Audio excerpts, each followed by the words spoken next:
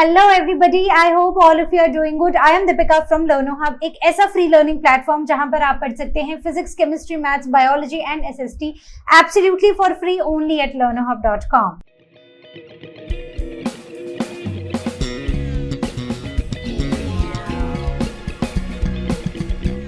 तो आज का हमारा सेशन प्रीवियस सेशन का ही कंटिन्यूएशन है, जहां पर हम अपने कॉन्स्टिट्यूशन के चैप्टर को आगे लेकर जाएंगे। तो without wasting any time, let's get started.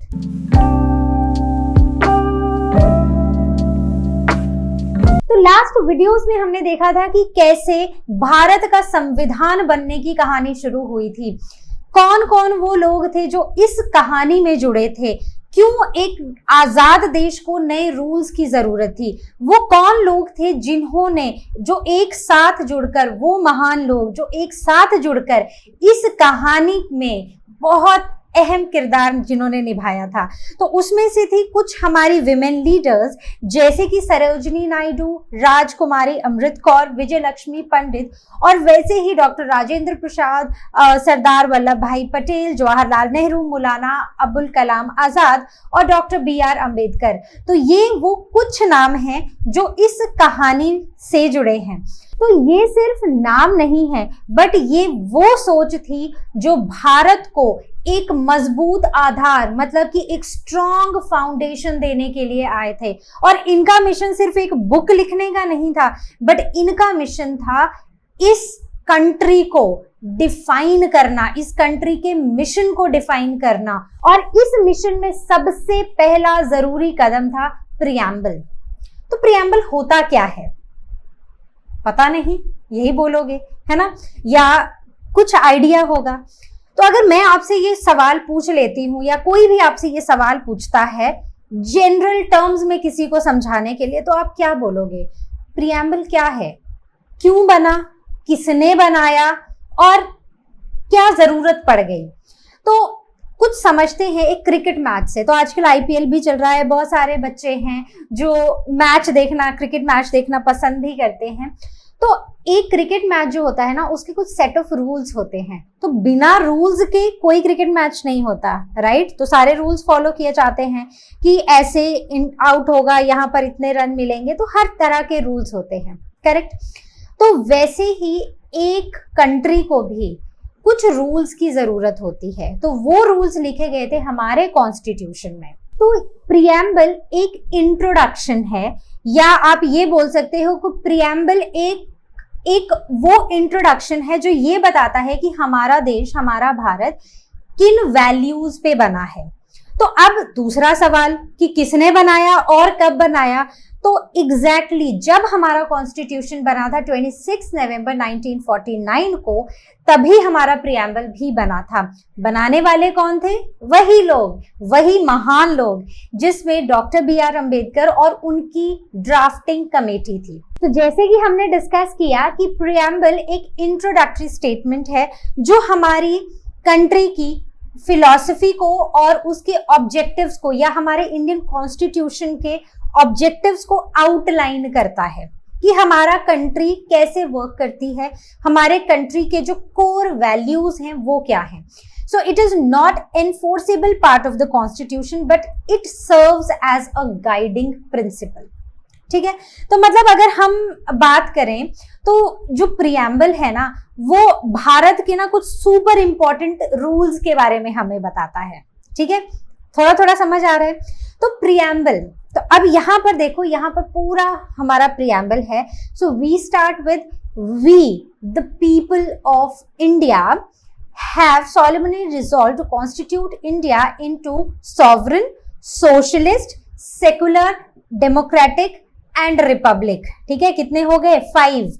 and to secure to all its citizens justice, social, economic, political, तीनों तरह का justice, liberty of thought, expression, belief, faith, worship, equality of status and of opportunities, and to promote among them all fraternity, ensuring the dignity of individual and the unity and integrity of nation.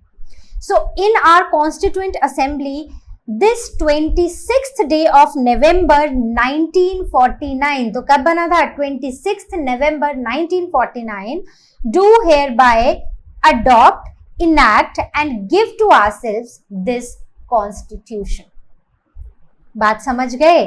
जो भी हमारे constitution का एक gist है, या मैं अगर आपको बोलूं कि आप अपने कॉन्स्टिट्यूशन की इंट्रोडक्शन दो, तो आप क्या दिखा दोगे मुझे? Exactly preamble. तो हमने यही पढ़ा था कि हमारा देश एक डेमोक्रेटिक देश है, एक रिपब्लिक है, सोशलिस्ट है, सॉवरन है, सोशलिस्ट है, सेक्युलर है। तो ये सारी चीजें हमने पढ़ी थी, राइट? इन सब के मतलब भी हमने समझेंगे। जो भूल गया है ना, वो पीछे वाली वीडियो में जाओ, क्योंकि वहां मैंने विद एग्जाम्पल्स आपको सब चीजें समझाई हैं। तो इस वीडियो में भी ऐसा नहीं है कि कुछ नहीं है, इस वीडियो में भी हम बहुत सारे इंपॉर्टेंट चीजों को डिस्कस करने वाले हैं। तो जैसे कि हमने देखा, ये है हमारा प्रियम्बल। अब इसमें नई नई चीजें आ गई हैं भाई। अब इसमें जस्टिस, लिबर्टी, इक्वालिटी, फ्रेटर्निटी सब कुछ आया है। तो इन सब चीजों को अब हम यहाँ पर डिस्कस करेंगे। तो अगर मैं इन शॉर्ट बोलूं तो प्रियम्बल हमारी एक आइडेंटिटी है, जो हमें ये बताता है कि हम सब फ्री हैं, हम आजाद हैं, और हम सबकी एक आइडेंटिटी है, और हमें अपनी फ्रीडम के साथ साथ औरों की फ्रीडम को भी रिस्पेक्ट करना चाहिए। तो बेसिकली ना, ये एक ऐसा कॉन्ट्रैक्ट है ना, जो मुझे और आपको, हम सबको मिलकर फॉलो करना है। ओके, तो ये हो गया हमारा introduction about what preamble is. तो प्रियम्बल का हिंदी वर्ड क्या मैंने आपको बताया? नहीं बताया। तो प्रियम्बल का हिंदी वर्ड है प्रस्तावना। ठीक है, क्या है? हिंदी है हमारा subject. So the word, Hindi word of preamble is प्रस्तावना, जिसका मतलब होता है एक इंट्रोडक्शन, ठीक है, या फिर एक इंट्रोडक्टरी स्टेटमेंट। ऑलराइट, तो वो जो एक लॉन्गेस्ट रिटन कॉन्स्टिट्यूशन है, उसकी इंट्रोडक्शन है ये प्रियम्बल। तो अब हम आगे चलते हैं और हम ये समझने की कोशिश करते हैं कि ये जो हमारा प्रियम्बल है ना, इसका सिग्निफिकेंस क्या है। ठीक है, so it declares the fundamental principles on which the constitution is based. तो ये हमें हमारे बेसिक रूल्स एंड वैल्यूज के बारे में बताता है, जिसके ऊपर हमारा कॉन्स्टिट्यूशन बना है। ठीक है, the first point, it is very important, क्योंकि एग्जाम में ऐसे ही क्वेश्चंस आते हैं, राइट? और मैंने आपको हर चीज पॉइंट में टू द पॉइंट लिख के दी है, ताकि जब आप रिवाइज भी करो और वीडियो जब आप सुनोगे तो आपको हर चीज बहुत अच्छे से समझ आए। Second, it defines the nature of Indian Republic, कि इंडिया जो है ना, वो किस तरह का रिपब्लिक देश है। ठीक है, रिपब्लिक का मीनिंग भी हमें पता है, right? Now it enshrines the main objectives of the constitution, मतलब कि जो हमारा कॉन्स्टिट्यूशन है ना, कॉन्स्टिट्यूशन के जो मेन गोल्स हैं, जिसमें justice, equality, democracy, Republic, secularism, socialism, sovereignty, ये सब जो मेन गोल्स है ना, तो it basically highlights the main goals of constitution। ये कॉन्स्टिट्यूशन के मेन गोल्स को हाईलाइट करता है। Fourth point, acts as a guiding light for interpretation and constitutional provisions, मतलब कि जो भी हमारी अंडरस्टैंडिंग और एक्सप्लेनेशन के लिए जरूरी है कॉन्स्टिट्यूशन के रूल्स, उनको समझने में हमें हेल्प करता है। तो ये बेसिकली हमें कॉन्स्टिट्यूशन के रूल्स को समझने में और जो मेन रूल्स हैं उनको हाईलाइट करने में हमारी हेल्प करता है। So remember students, these are the main points and you need to remember them. Okay, now coming on to the key elements of preamble. So first aspect is the source of the constitution. The source is, जैसे हम start करते हैं, we the people of India, तो ये हमें बताता है कि constitution it derives its authority from us, we the Indians, which means कि ये जो पावर है ना कॉन्स्टिट्यूशन की, ये कहीं और से नहीं, हम लोगों से ही आती है, जो सिटीजन्स हैं इस कंट्री के। So that's why we the people of the country hereby solemnly resolve that our constitution, फिर आगे वो sovereign, social, secular, democratic, republic, तो वो सारी चीजें, right? So the what you can say, the power of the constitution, it comes from the people of the country, that is the people of India. Next is the nature of Republic. So India किस तरह का Republic देश है? It is sovereign, socialist, secular and democratic republic. ठीक है, कोई बात नहीं, ये टर्म्स तो हम ऑलरेडी पढ़ चुके हैं and I don't want to re explain them, क्योंकि then it will again waste a lot of time. I mean it will again take a lot of time, और फिर हमारी वीडियो जो है ना, मतलब हमारा जो चैप्टर है वो जल्दी खत्म नहीं होगा. So you have to go back and watch the previous 2 videos. So the basic idea of the constitution is justice for social, economic, political, जो हमने नीचे पॉइंट्स पढ़े थे. Then liberty of thought, expression, belief, faith and worship, equality of status and opportunity, fraternity, dignity of individuals, unity and the integrity of the nation. So India is free, fair, equal and it is run by the people of this nation, not by anybody else. ठीक है, right? तो don't worry, ये justice, liberty, equality सब कुछ discuss करने वाले हैं हम धीरे धीरे. तो अब हम आते हैं कुछ और चीजों पे. अब जैसे अगर हम बात करें कि प्रियम्बल, हमने पढ़ा था कि हमारा जो कॉन्स्टिट्यूशन है ना, इट इज इवॉल्विंग. मतलब जैसे जैसे हमारी सिचुएशंस, हमारे आसपास की चीजें बदलती जाती है ना, जैसे हमारे हालात बदल रहे हैं, राइट, जैसे जैसे दुनिया इवॉल्व हो रही है, तो हमारा कॉन्स्टिट्यूशन भी वैसे ही इवॉल्व हो रहा है. It is a living, you can say a living constitution which evolves with time. तो यहाँ पर प्रियम्बल में भी ना कुछ चेंजेस की गई थी. कब की थी? So the 42nd constitutional amendment act in 1976 made some important changes in the preamble. अब चेंजेस क्या थे? पहले हमारे प्रियम्बल में मेंशन थे फ्रेज, जहां पर जो फर्स्ट में आता है that is sovereign, democratic and republic. बाद में उसको मॉडिफाई कर दिया गया to sovereign, socialist, secularist and democratic Republic.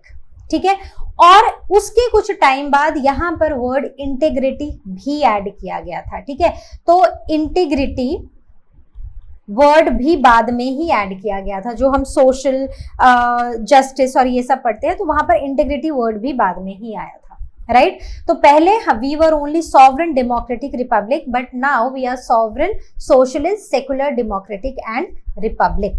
Okay, so now the changes made in the preamble, so the amendment was made to emphasize the social justice and secularism, ensuring that India remain free from religious bias. अब जैसे हमें पता है कि हमारा एक ऐसा देश है जहां पर अलग अलग रिलीजन्स जो हैं वो एक साथ रहते हैं, राइट? तो उस रिलीजियस बायस को हटाने के लिए और उससे अपनी कंट्री को फ्री रखने के लिए ये चेंजेस लाए गए थे.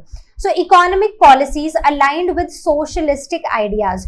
And last one is the core values of the constitutions were reinforced. कि जो constitution है उसमें हमारी core values को फिर से डाला गया, या वो core values को बहुत ज्यादा importance दी जाती है, ताकि ये जो core values है ना, यही हमारी country की main power बने, right? Then again integrity was added later, highlighting the importance of national unity, why national unity is important. Now the main ideas or objectives of Indian Republic as set forth in the preamble. So preamble contains the core principles and objectives of the Indian Republic. So the key terms are sovereign, socialist, secular, democratic and republic. तो ये तो हम सबसे ऊपर पढ़ते हैं. उसके नीचे आता है justice, और क्या आता है? So I'll write over here justice, liberty, equality, fraternity and integrity. जो भी हमारा कॉन्स्टिट्यूशन है वो कैसा है, वो यही टर्म्स हमें बता देती हैं. So this preamble basically describes the main values और main goals of our country.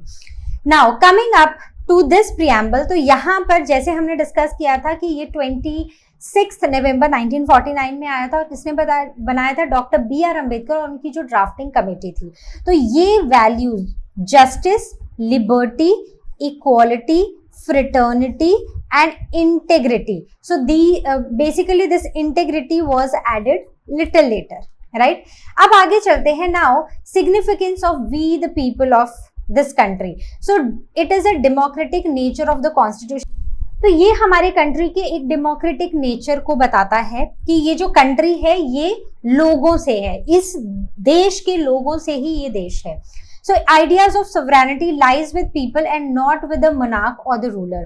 तो इसका मतलब ये हुआ कि जो भारत है ना, जो हमारा कंट्री है इंडिया, उसमें जो मेन पावर है ना, जो शक्ति है, वो है लोगों के हाथ में। हम वोट देते हैं, हम अपना लीडर खुद चुनते हैं।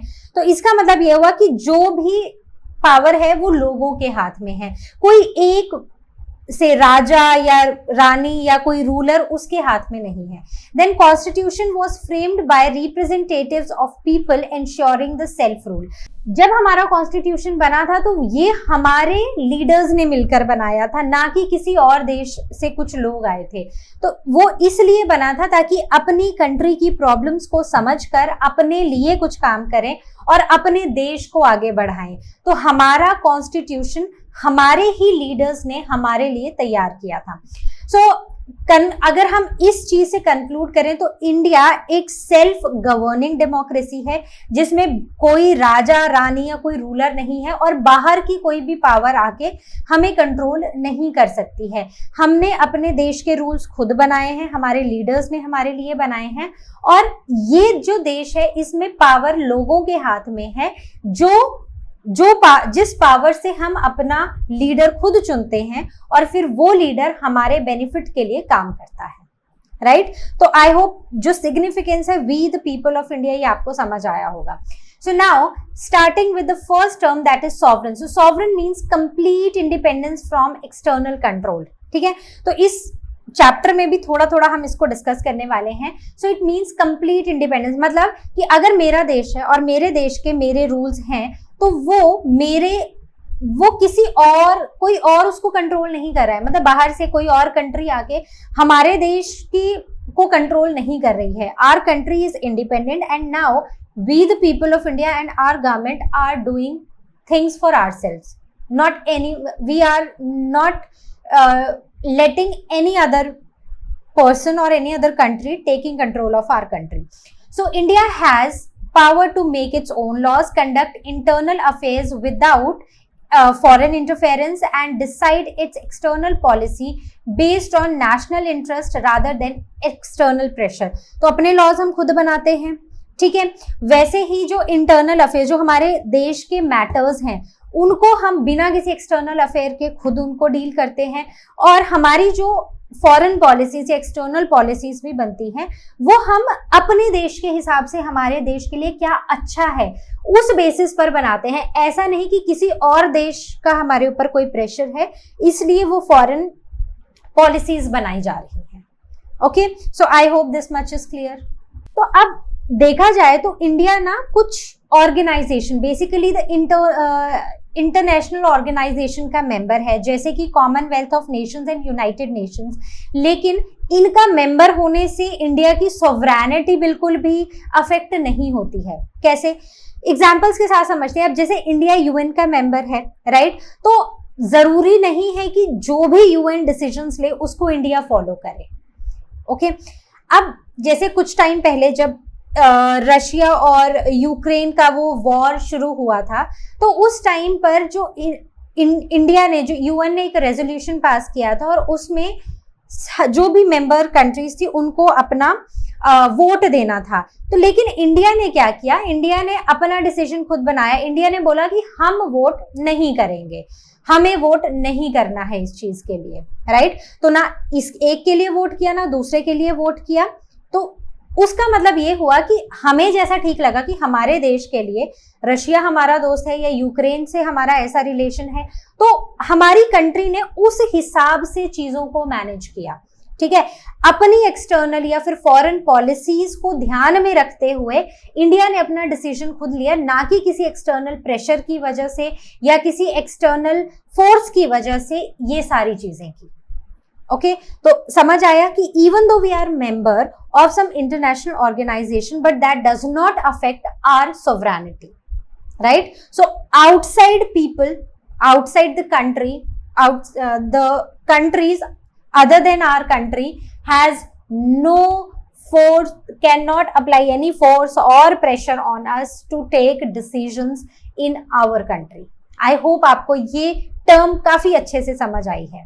तो next is India is a non aligned movement member, meaning that it does not align with any global power block. अब जैसे अभी हम यूक्रेन और रशिया वॉर की क्राइसिस की बात कर रहे थे, इंडिया बेसिकली किसी भी पावर का, जो भी ग्लोबल पावर है, से यूएसए है, रशिया है, चाइना है, इनमें से किसी का भी पार्ट नहीं है।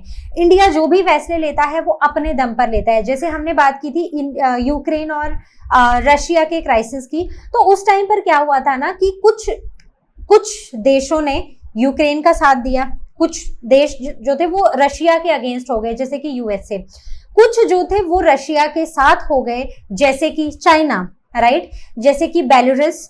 लेकिन इंडिया ने क्या किया, इंडिया ने अपना स्टैंड लिया कि अच्छा मेरे लिए क्या सही है, मेरी एक्सटर्नल पॉलिसी के हिसाब से मुझे क्या सही लगता है। तो इंडिया के जो एक्सटर्नल जो फॉरेन मिनिस्टर्स हैं, ठीक है, उन्होंने अपना या वो जो टीम है उन्होंने अपना स्टैंड लिया कि अच्छा हमारे लिए ये सही है। तो यूएन में भी इंडिया ने रशिया के अगेंस्ट वोट नहीं किया, तो इससे अपने रिलेशंस यहाँ भी बैलेंस हुए, रशिया के साथ भी, और यूक्रेन को भी ह्यूमैनिटेरियन एड देकर उनके साथ भी अपने रिलेशंस को बनाए रखा। तो इस तरह किसी और का हम पर दबाव नहीं है, या हम किसी ग्लोबल पावर का हिस्सा नहीं है। हमें जो करना है वो हम अपनी एक्सटर्नल पॉलिसीज के हिसाब से करते हैं, राइट। तो आई होप ये पॉइंट भी आपको एकदम क्लियर हुआ है। Now being a member of commonwealth, इसे कॉमनवेल्थ ऑफ नेशंस भी बुलाते हैं, ठीक है, एंड इन शॉर्ट इसे कॉमनवेल्थ भी बुलाते हैं, where the British monarch is a symbolic है, does not affect India's independence. तो इस टर्म का क्या मतलब है, देखो इंडिया जो है, इंडिया इन कॉमनवेल्थ नेशंस का भी एक मेंबर है, ठीक है, जिसमें बोलने के लिए जो इनका हेड है ना, वो ब्रिटिश के जो राजा या रानी होते हैं, या जो किंग या क्वीन है, वो उसके हेड है, ठीक है। अब ये कॉमनवेल्थ का में टोटल 56 कंट्रीज हैं जो एड्रेस करती हैं कुछ ग्लोबल इश्यूज को, जैसे एजुकेशन या फिर ह्यूमन राइट्स या फिर ट्रेड। तो ऑल्दो इंडिया इसका हिस्सा है, यहाँ पर एक बोलने को, दिखाने को एक सिंबॉलिक हेड भी है, लेकिन इससे भी इंडिया की सोवरेनिटी अफेक्ट नहीं होती है। India work on these global issues, but ये राजा या रानी आकर हमारे कंट्री में उनका कोई से नहीं है। So we are sovereign, we take our own decisions, right. तो आई होप इन तीनों चीजों की मदद से भी आपको काफी सारी क्लैरिटी आई होगी, like what is this term sovereignty and why this term sovereignty is so useful and so important for us. Okay, आगे बढ़ते हैं। Now the term socialist, it was added to preamble of the Indian constitution through 42nd amendment, ठीक है। तो इसका मतलब है कि India is committed to distributing country's income to among all the people and that too fairly. इसका मतलब क्या हुआ कि जो हमारी वेल्थ है ना, वो किसी एक इंसान के पास या कुछ सेक्शन ऑफ पीपल के पास नहीं रहेगी, but it will be equally distributed, fairly distributed to everyone, हर किसी को बराबर अपॉर्चुनिटी मिलेगी।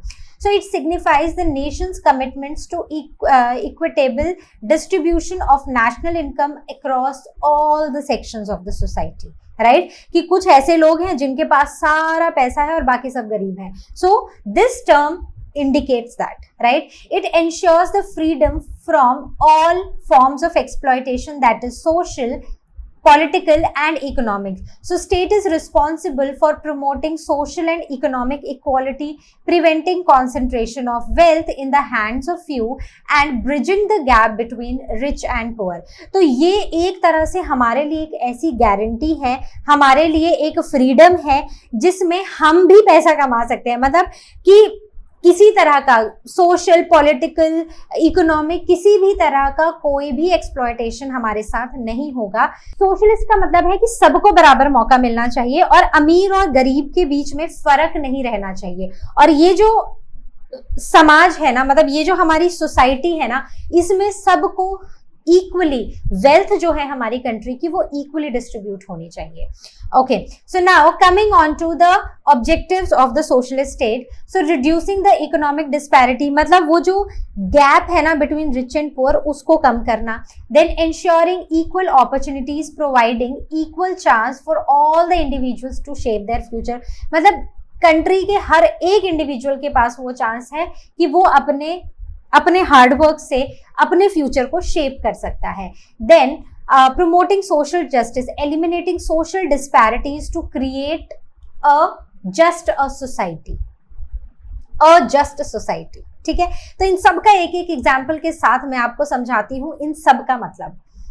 So starting with the first one, that is reducing economic disparity। तो इसमें अगर आपको याद हो या शायद ना पता हो तो एक आयुष्मान भारत योजना है।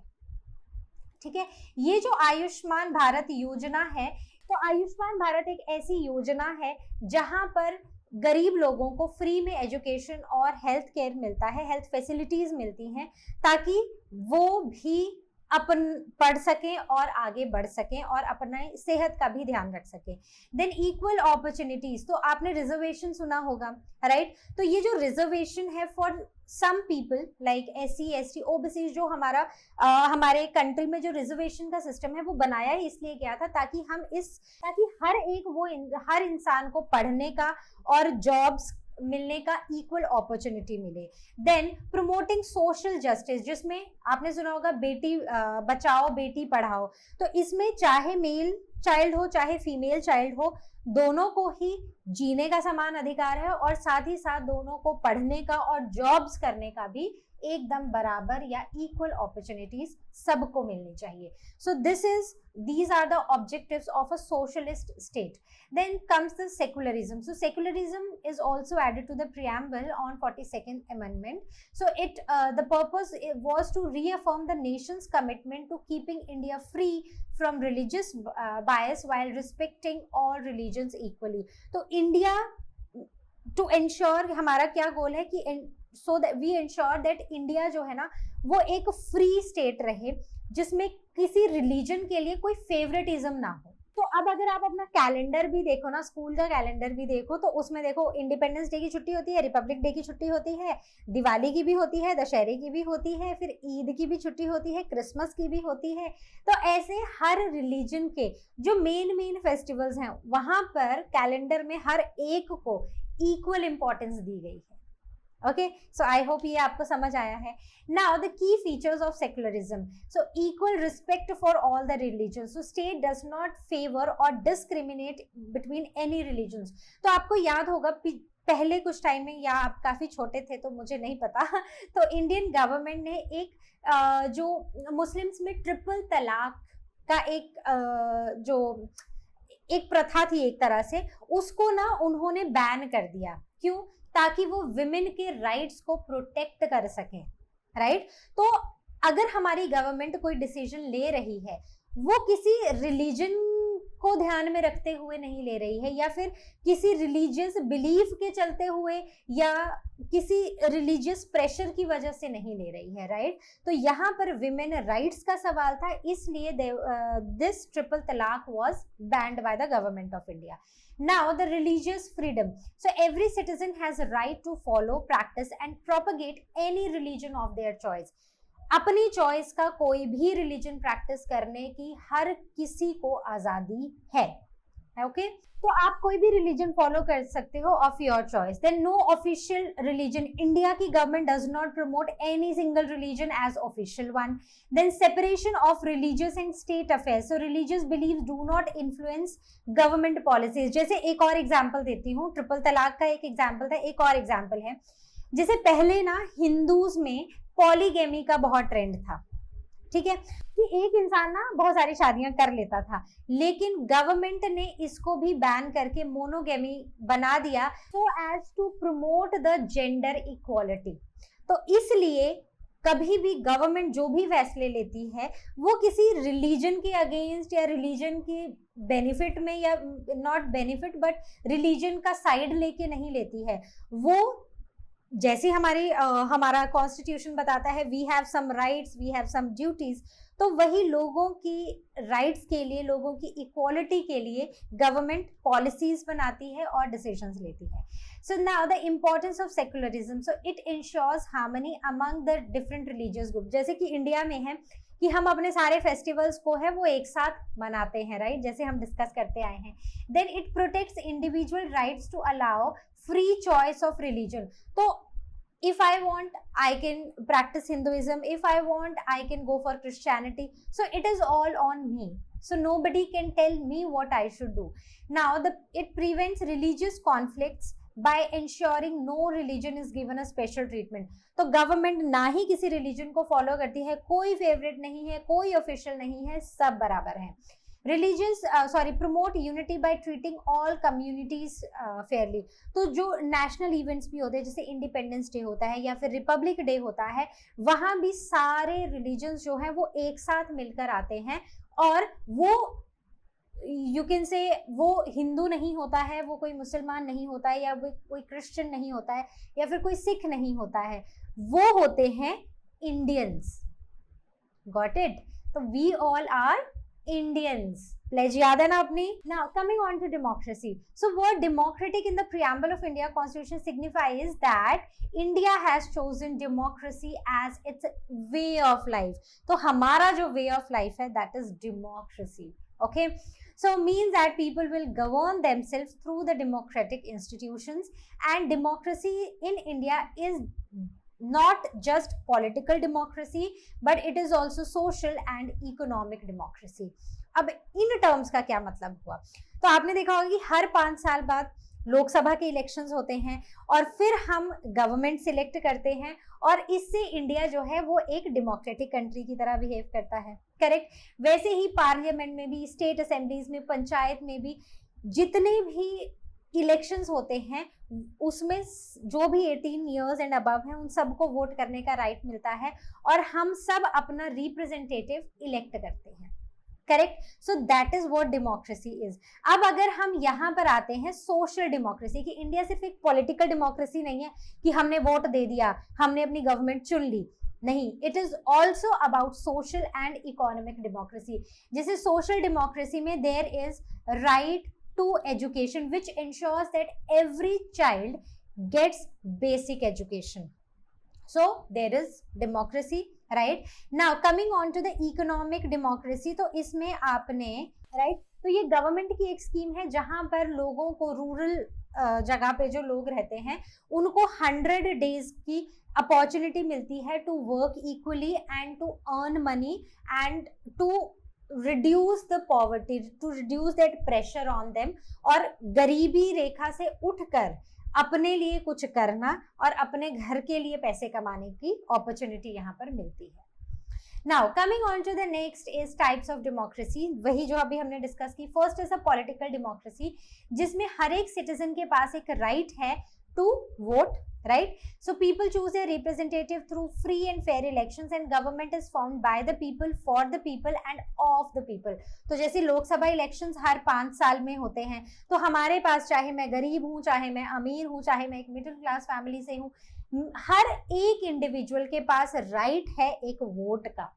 ओके, सो जो हमारा इलेक्शन कमीशन है इंडिया का, वो ये इलेक्शंस को कंडक्ट करता है, जिसमें वोटर आईडी कार्ड्स बनते हैं, जिसमें इलेक्ट्रॉनिक मशीन्स होती हैं, जो इलेक्ट्रॉनिक वोटिंग मशीन्स होती हैं, जहां पर वोट्स डाले जाते हैं, या फिर सीक्रेट बैलेट्स होते हैं, जहां पर पहले होता था ना कि एक पेपर मिलता था, उसमें सारे कैंडिडेट्स की लिस्ट होती थी, जो भी आपका है आप उसके सामने मार्क कर देते थे, राइट, और फिर उसको आप एक सीक्रेट बैलेट में, एक बॉक्स में डाल देते थे.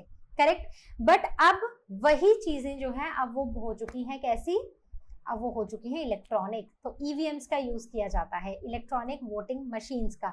तो 2024 जनरल इलेक्शन में भी अभी तक तो आपने वोट नहीं किया होगा, but people vote for those जिनके वो फेवर में होते हैं, जिनको लगता है कि अगर ये पार्टी जीतेगी तो ये हमारे लिए कुछ अच्छा करेगी, तो उस हिसाब से हम वोट करते हैं. Then economic democracy, so it ensures equal distribution of wealth and resources. No individual or group have the excessive control over economy and everyone should have the opportunity to earn and live a dignified life. तो हम सब के पास वो opportunity है कि हम पैसे कमाएं और हम एक अच्छी इज्जतदार जिंदगी जिएं. ओके जैसे कि अब मैं यहाँ पर आपको कुछ गवर्नमेंट स्कीम्स के बारे में बताऊंगी, जैसे कि पीएम किसान, ओके 1 मिनट, ओके किसान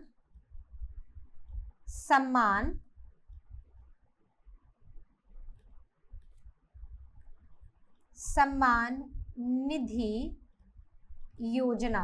तो ये एक ऐसा एक इनिशिएटिव है बाय गवर्नमेंट ऑफ इंडिया जहां पर छोटे छोटे फार्मर्स को कुछ ग्रांट्स मिलती हैं ताकि वो उनके लिए बेसिकली स्कीम है जहां पर वो अपनी लाइफ को इम्प्रूव कर सकते हैं. Then next comes is competition commission of. तो यहाँ पर जितने भी छोटे छोटे बिजनेसेस हैं, आजकल आपने देखा होगा लोग छोटे छोटे बिजनेसेस अपने घर से करते हैं और काफी अच्छा बिजनेस कर लेते हैं. तो ये उन छोटे छोटे बिजनेसेस के लिए है ताकि वो भी फ्लरिश करें और जो बड़ी बड़ी कंपनीज हैं या बड़े बिजनेसेस हैं वो मार्केट का कंट्रोल ना ले लें. तो उनके लिए भी एक स्कीम है. और जैसे कि हमने अभी बात की थी, that is MNREGA, that is Mahatma Gandhi national employment guarantee act, जहां पर 100 दिनों के लिए लोगों को एक गारंटीड एम्प्लॉयमेंट और उससे पैसे, एक सोर्स ऑफ इनकम मिलती है और एक डिग्निफाइड, एक डिग्निटी वाली लाइफ मिलती है. Right? So I hope this is clear. Now the social democracy. So it promotes liberty, equality and fraternity as mentioned by Dr. B.R. Ambedkar. So every person irrespective of the caste, religion or gender should be treated equally and no one should face discrimination or exploitation. तो इसमें आपने देखा होगा काफी right to education act, जहां पर सिर्फ लड़कों को ही नहीं लड़कियों को भी पढ़ाना है. सिर्फ अमीरों के बच्चे नहीं पढ़ेंगे, गरीबों के बच्चे भी पढ़ेंगे. तो सबको इक्वली ट्रीट किया जाए. राइट. सेकेंड वन इज जहां पर रिजर्वेशन की हम बात करते हैं for women, even for in election में भी, मतलब जो विमेन है, विमेन के लिए कुछ सीट्स रिजर्व होती हैं. इस देश को चलाने के लिए पॉलिटिक्स में आगे आए तो उनके लिए कुछ रिजर्वेशन, कुछ सीट्स जो होती हैं वो रिजर्व्ड होती हैं. So this is the social democracy, the third type of democracy. Now what were the views of Pandit Jawaharlal Nehru on democracy. So he said that the political democracy is not enough unless it is used to achieve an economic equality. तो political democracy is not the only democracy. जैसे हमने बात की, social economic भी important है. तो political democracy का कोई फायदा नहीं है, इट इज नॉट इनफ, इसका कोई मतलब नहीं है अगर हम इकोनॉमिक इक्वालिटी को अचीव ना कर पाए. ठीक है. Then democracy should gradually reduce economic disparity in society, कि जो पुअर हैं और जो रिच हैं उनके बीच का ये जो गैप है ना, हमें इसको ब्रिज करना है. ठीक है, वो कम करना है, नैरो करना है. So these were the views of Pandit Jawaharlal Nehru.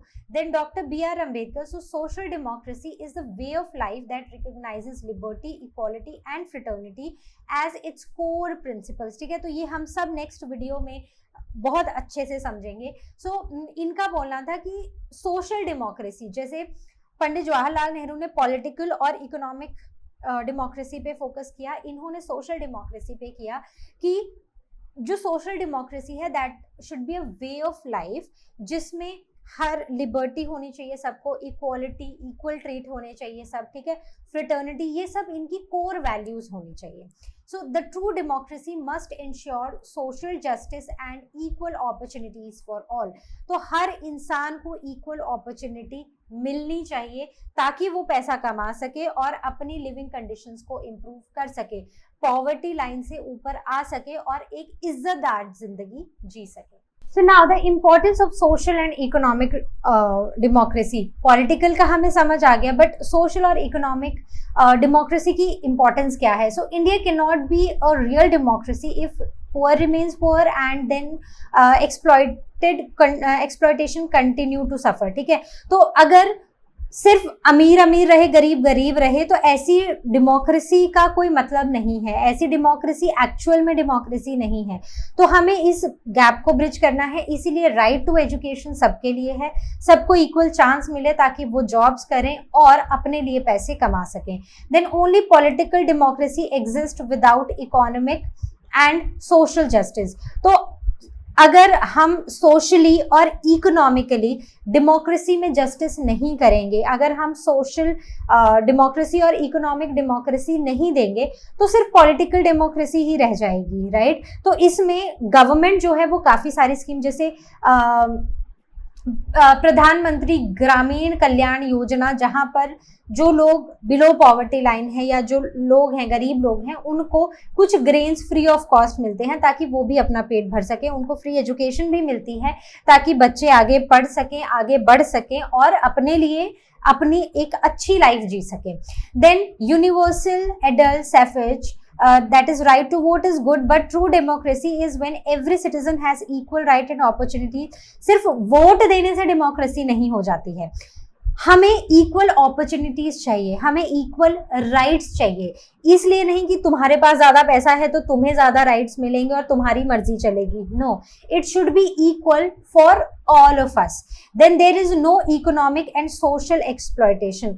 तो कोई भी ऐसा इंसान ना हो जो अंडर पेड हो, जिसको पैसे ना मिले या जिसको जो एजुकेशन जिसको ना मिले। तो अगर ऐसा हुआ तो अगेन एक पॉलिटिकल डेमोक्रेसी ही रह जाएगी कि बस हमने वोट दे दिया। But actual democracy is not possible without social and economic democracy. So I hope ये सब कुछ आपको बहुत अच्छे से समझ आया है। कोई भी डाउट हो, ask it on ask question section और you can book your class with Learno Hub Swayam. I see you next time with the next video, जहां पर हम इस चैप्टर को कंक्लूड करेंगे with the rest of the important term, that is justice, equality, fraternity and integrity. So I'll see you next time. So this was all from our today's session. I hope you enjoyed it. कोई भी doubt होगा, ask it on ask question section or you can book your class with Learno Hub स्वयं. I'll see you next time. Till then you all take care and as you all know, Learno Hub मतलब free है पर best है.